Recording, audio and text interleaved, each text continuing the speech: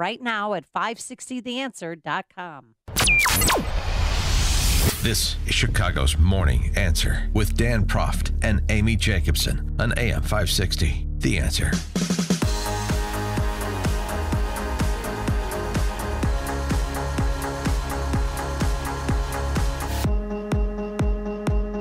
Good morning, Dan and Amy. So the Boeing 737 MAXs are still grounded, and the information is sort of seeping out piecemeal about the two crashes involving the MAX 8, the Lion Air in Indonesia, and the Ethiopian Air crashes that ultimately led to the grounding worldwide.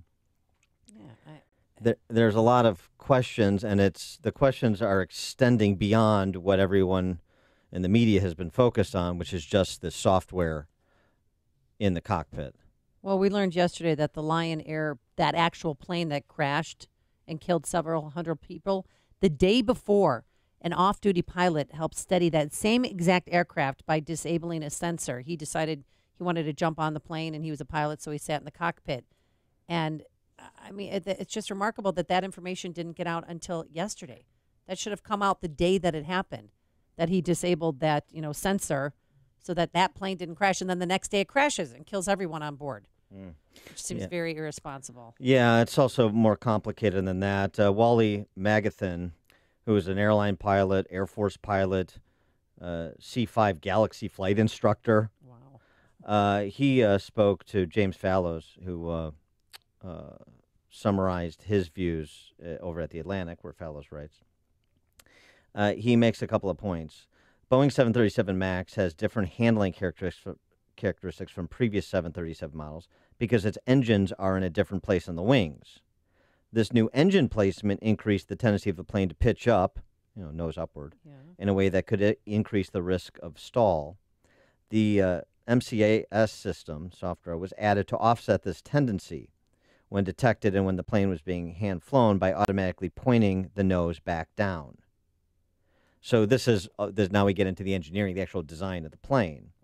The main hypothesis, he continues, this is Wally Magathan, main hypothesis about the Lion Air crash is that the MCA system went out of control because of a failed sensor reading and pushed the nose down until the plane plunged into the sea. The main question after that crash was whether the Lion Air pilots had been appropriately informed about how MCAS worked and trained how to turn it off.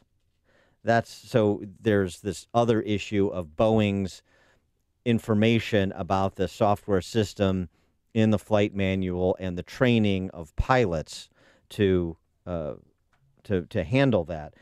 From the standpoint of an airline pilot, Magathan adds, no need to ground the fleet, just ground each and every 737 MAX pilot until he or she has been trained on the MCAS. After 2 accidents, require a week in the simulator for overkill, make sure it penetrates even the dimmest bulbs. Okay. Wow. But nobody flies again until they have it.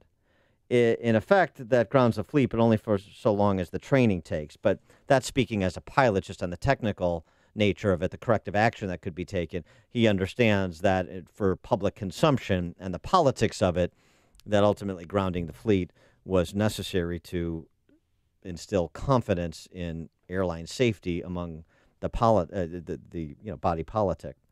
So for more on this, and by the way, our next guest tweeted. Well, I actually had his brother-in-law tweet about this extensively, which is how I found him. Trevor Sumner, who's a writer, contributor to Inc. and Forbes, said best analysis on what's really happening with the Boeing 737 MAX is from my brother-in-law, Dave Kammeyer, who's a pilot, software engineer, and deep thinker. All right, well, if you say so, then let's go get the brother-in-law, Dave Kammeyer, to tell us what the heck's going on. And so he joins us now. He is also the CEO of Mentality.ai, which is an artificial intelligence company. Dave Kammeyer, thanks so much for joining us. Appreciate it. Thanks.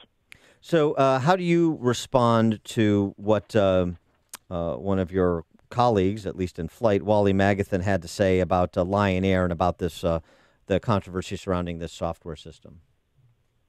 Well, I think that's a very reasonable way of looking at it. I think you could say that with enough training, it's probably possible to fly the 737 MAX in a safe manner. We have about 150 of them flying in the U.S., and they haven't crashed yet. So, anything's possible with the right training. And the question is whether that's something that should be certified by the FAA as having the level of safety that's appropriate for a certified commercial aircraft in the U.S. Yeah, but two have crashed in the past, within 5 months of each other. And even, the pilots union at American Airlines, they said, 1 hour on an iPad is not enough. They need a simulator. Don't you agree? I do agree with that. I think that anytime you're looking at a safety system, that safety system is built out of layers. And there's a hazardous condition with the Boeing 737 MAX. It can do something to you that the 737NG, the previous version, can't do to you. It has a new way of killing you. And if you don't have training on that, it's a dangerous situation. It's certainly you would like for that hazardous condition to not exist in the first place. But if it does, training is certainly necessary. But you suggest it's more than a training problem. You sort of break out the problems surrounding this aircraft into categories: economic problem, airframe problem, systems engineering problem. Start with the economic problem, according to your view. Yeah, so it's sort of like, but I don't know why she swallowed the fly, right? So the whole story gets started back in 2011, and American Airlines places a big order for A320s. That's the Airbus plane. That's a competitor to the 737. And so Boeing sort of has to scramble to decide what their response is going to be. And they had thought that, maybe they'd do a new airplane, a completely new airplane of the same size as the 737. And they decided that in order to compete with the new A320 Neo with new engines, that they would make a new version of the 737 with new engines that was more fuel efficient. So that's step one in this saga. Okay, but then why do you refer to this as an economic problem? The decision they made. Yeah, sure. So the reason why is that's a problem is that they have to figure out how to get those engines on the plane. And in order to make more efficient engines, what you do is you make a bigger fan on the front, and that's fine. But the 737 sits very low to the ground, and so the new engines wouldn't have enough ground clearance, and so they have to come up with a solution. The solution is you move them forward, and then you can move them up on the wings. You kind of rotate them up on the wing, and also that's sort of okay, except that creates some problems with the aerodynamics of the airplane. And so that for kind of technical aerodynamic reasons, that makes the airplane more difficult to handle, especially if you're flying slow or you're flying in a tight turn. And it's different enough that the handling is different enough and the handling is dangerous enough that you wouldn't be able to get that airplane certified without some kind of corrective measure. And so they decided to put in an electronic handling assistance system called MCAS, and that's what we're talking about today. And from there, the problem was is that they wanted to get MCAS in and have it be a minimal change to the systems of the 737, because as you said, they only wanted to have 1 hour of training for all of the pilots. And if you only have 1 hour of training, everything has to be almost exactly the same as the 737NG. And they kind of shoehorned the system in there. And in doing that, they built it with a non-redundant architecture. So there's a single sensor that feeds the MCAS system that decides when to apply this handling correction. And if that sensor fails, which it appears that it did on both of these accident flights, then it can activate and it can push the nose down in a way that the pilot doesn't intend, or if he's not trained on it, doesn't understand. Wow. So, moving forward, obviously before they let the 737 MAX 8 or MAX 9 go back up in the air, shouldn't all pilots be trained not only on the iPad but in the simulator as well, or do you think they should just ground the fleet entirely? So I think that it's probably possible to come up with a training program that makes the plane adequately safe. I don't think that from a standpoint of the kind of aviation safety standards we should have for aircraft that are certified by the FAA, that the 737 MAX, the design that it has, should be an airplane that's certified by the FAA. I think that Boeing needs to make some changes, and probably there also needs to be additional pilot training. I think that to solve this in a way that that we feel comfortable that we're not going to have another accident, both things need to happen. But so I just want to explore this a little bit more, if whether or not it's your understanding and opinion that it was the software system failure or a training failure, an expertise failure. Another pilot quoted in the James Fallow piece I referenced earlier, who was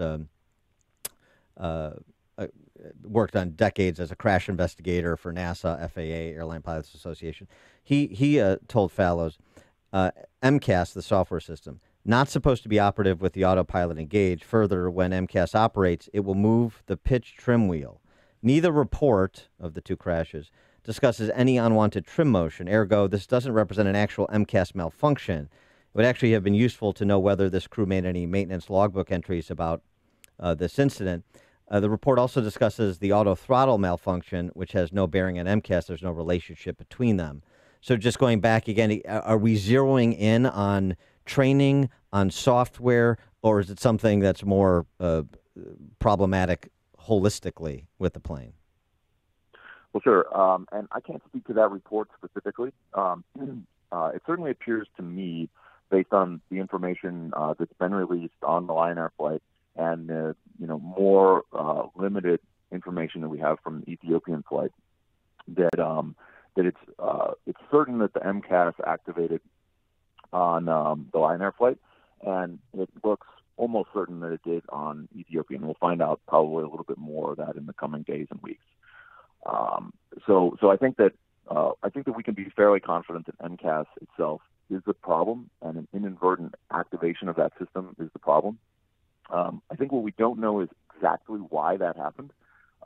It's something to do with these angle of attack sensors, but I think the precise failure that caused that wrong angle of attack information to be sent to the flight computer, the jury's still out on that for sure. I'm sorry. Go ahead. So yeah, go ahead. So I'm just trying to understand. So I'm a private pilot, like a little Cessna Skyhawk. So this is worlds apart, but I'm just trying to make sense of this and see if I can put this in layman's terms. So when you do your private pilot training, as you of course know, is you do purposeful stalls, so you know how to get out of a stall, and you nose up until the propeller stops and then recover. So if you're going into a stall like these planes apparently did, how is it that the pilots, I know this is more complicated systems, huge planes, it's not so easy. You don't have a flight instructor sitting next to you like I did, at least initially. But how is it that they don't recognize that they're at a pitch that's going to induce a stall, or if a stall is induced, that they can't recover? Sure.